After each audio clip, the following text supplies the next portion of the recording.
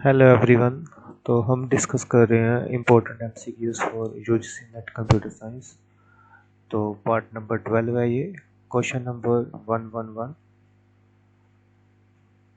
If every node u in G is adjacent to every other node v in graph, a graph is said to be। तो options हैं isolated, complete, finite और strongly connected. कहने का मतलब मान लो graph में 4 node हैं और ये चारों के चारों नोड आपस में कनेक्टेड हैं, तो हम ग्राफ को क्या बोलेंगे? तो इसका राइट आंसर है that is the complete graph, और इसको हम रेगुलर ग्राफ भी बोलते हैं।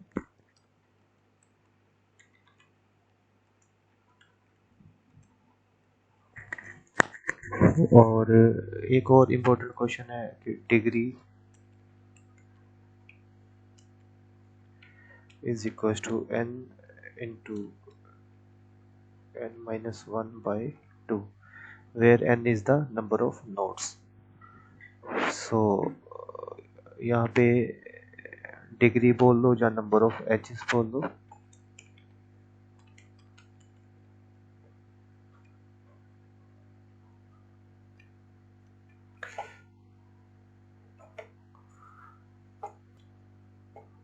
सो डिग्री और number of edges equals to n into n-1/2। So यहाँ पे अगर नोड 4 है तो नंबर ऑफ एजेस कितने होंगे? 6 होंगे। तो ये भी इम्पोर्टेंट क्वेश्चन है।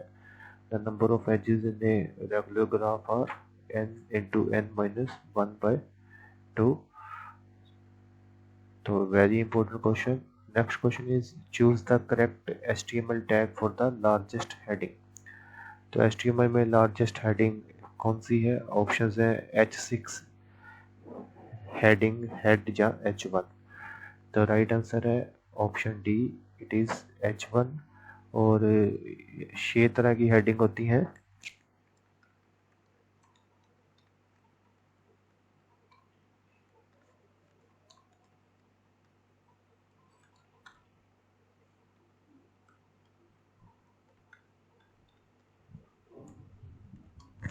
और इनमें सबसे लार्जेस्ट है H1 और सबसे स्मॉलेस्ट है H6।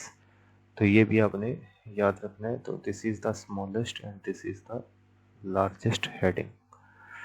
Next, the scheduling in which CPU is allocated to the process with least CPU burst time। मतलब ऐसी शेड्यूलिंग जिसमें प्रोसेस हम एलोकेट करते हैं जिसका लीस्ट CPU बर्स्ट टाइम है, उस शेड्यूलिंग को क्या बोलते हैं? तो ऑप्शंस हैं priority scheduling, round robin scheduling, multi level queue scheduling और शॉर्टेस्ट जॉब फर्स्ट। तो इनको थोड़ा सा अगर डिस्कस करना हो तो प्रायोरिटी शेड्यूलिंग में हम प्रायोरिटी असाइन करते हैं और प्रायोरिटी के बेसिस पे हम शेड्यूलिंग करते हैं।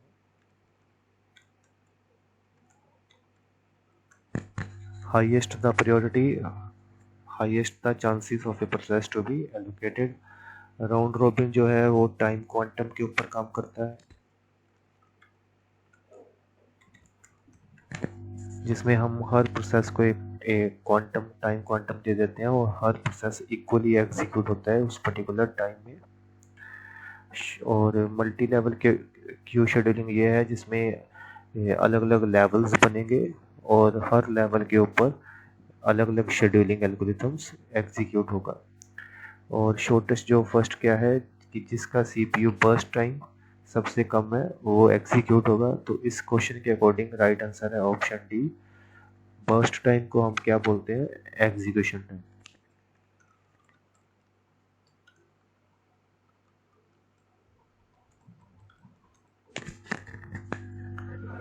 तो next question, what will be the value of A after the following code is executed. तो ये कोड दिया गया है और ए की क्या वैल्यू होगी। अब यहाँ पे ध्यान से देखें तो हम यहाँ पे मैक्रो को कॉल कर रहे हैं हैश डिफाइन स्क्वायर एक्स, और x को हम डिफाइन कर रहे हैं x इंटू एक्स। तो जब ये कॉल होगा तो x की जगह पे देखो ध्यान से क्या जाएगा, 2 + 3। तो ये कैसे बनेगा, ये बनेगा x है 2+3 और उसके बाद है मल्टीप्लिकेशन का साइन और फिर से x है 2+3 which is equal to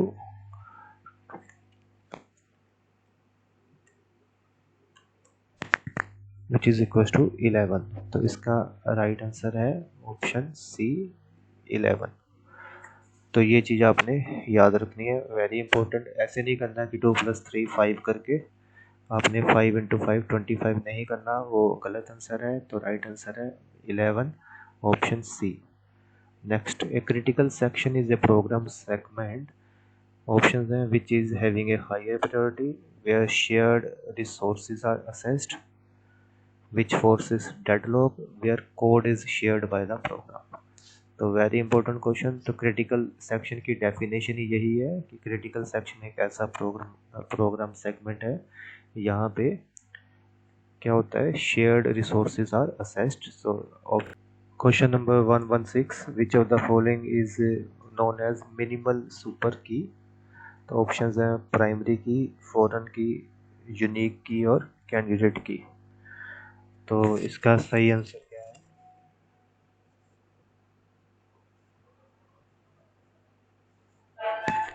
option ध्यान से रीड करें और सोचिए इसका सही आंसर क्या लगता है आपको।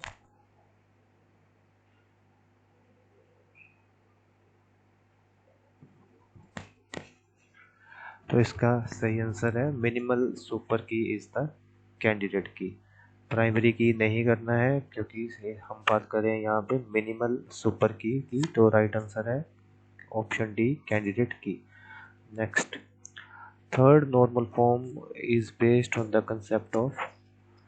तो ऑप्शंस हैं closure dependency, transitive dependency, normal dependency और फंक्शनल डिपेंडेंसी। तो इसका सही आंसर क्या है, थर्ड नॉर्मल फॉर्म क्या है, it is based on the concept of transitive dependency. तो ये भी आपने याद रखना है, वेरी इंपॉर्टेंट क्वेश्चन। और ट्रांजिटिव डिपेंडेंसी क्या होती है कि अगर ए की डिपेंडेंसी है बी के ऊपर और बी की है सी के ऊपर, तो ए की सी के ऊपर नहीं होनी चाहिए। तो ये होती है transitive dependency, or third normal form is based on the concept of transitive dependency. Next, during a class inheritance in C++, if the visibility mode is not provided, then by default visibility mode is, very simple question, लेकिन फिर भी students इसमें गलत कर देते हैं। तो अगर विजिबिलिटी मोड हमें नहीं बताया गया तो हम डिफ़ॉल्ट विजिबिलिटी मोड क्या होगा, क्या वो पब्लिक होगा, प्रोटेक्टेड होगा, प्राइवेट होगा या फ्रेंड होगा। तो इसका राइट आंसर है, तो if visibility mode is not provided then by default visibility mode is private. Next, the maximum number of points that can be displayed without overlap on a CRT is referred as resolution, persistence or attenuation or none of above। तो ये maximum number of points that can be displayed without overlap on a CRT, इसका सही answer है resolution. और ये resolution की definition भी है, तो ये आपने याद रखनी है। The maximum number of points that can be displayed without overlap on A CRT is resolution। Next question, a hash function is defined with key mode 13 and linear probing is used to insert keys, what will be the location of 79। तो ऐसे question में आपने क्या करना है, यहाँ पे mode 13 है तो यहाँ पे 0 से लेके आपने 13 तक ऐसे लिख लेना है, 0 1 2 3 4 एंड सो ऑन टू 13 तक आपने कर लेना है।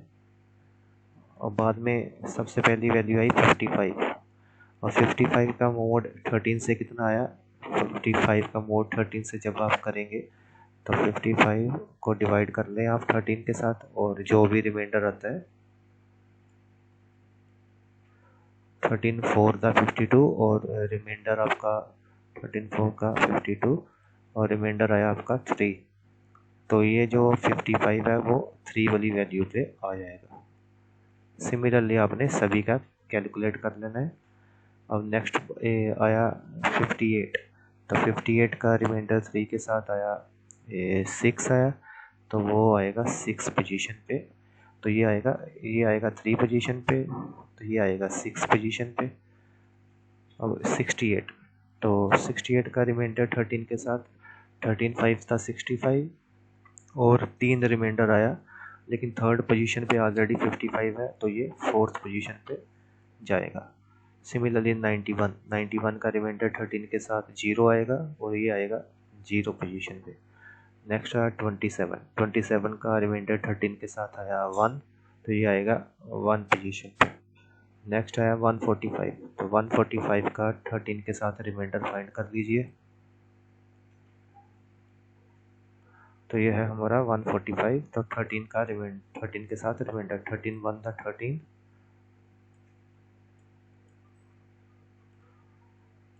और फिर से 13 1 का 13 और रिमाइंडर आया 2 और ये आया सेकंड पोजीशन पे। तो सेकंड पोजीशन पे हमारा आ गया ये वाली वैल्यू। तो नेक्स्ट आया 79। तो 79 का रिमाइंडर 13 के साथ आया 1, 13 6 था 78 आया 1 और 1 पोजीशन पे तो ये ऑलरेडी है, तो फिर वो नेक्स्ट पोजीशन देखेगा। नेक्स्ट है 2, तो 2 पोजीशन पे भी ऑलरेडी है। नेक्स्ट है 3, तो 3 पोजीशन पे भी ऑलरेडी एलिमेंट है। नेक्स्ट है 4 पोजीशन पे भी ऑलरेडी एलिमेंट है। तो नेक्स्ट आया 5, तो 5 पोजीशन जो है वो फ्री है, तो 79 आएगा हमारा 5th पोजीशन पे। Very important question. तो ऐसे क्वेश्चन पक्का आते हैं, तो इसको ध्यान से देखना है। और नेक्स्ट है what is the hexadecimal equivalent of a binary number, this one. तो ये क्वेश्चन का आंसर आपने कमेंट बॉक्स में बताना है। तो इसको मैं नेक्स्ट पार्ट में एक्सप्लेन करूँगा इस वाले नंबर का आपने हेक्साडेसिमल कैसे निकालना है। तो नंबर कन्वर्जन का भी कोई ना कोई क्वेश्चन पेपर में ज़रूर आता है, तो इसको देखना है ध्यान से। तो वेरी इंपॉर्टेंट क्वेश्चन, सो इसको करना है। सो नेक्स्ट पार्ट में मिलते हैं, तो और इम्पोर्टेंट क्वेश्चंस मैं डिस्कस करूँगा। Thank you for watching.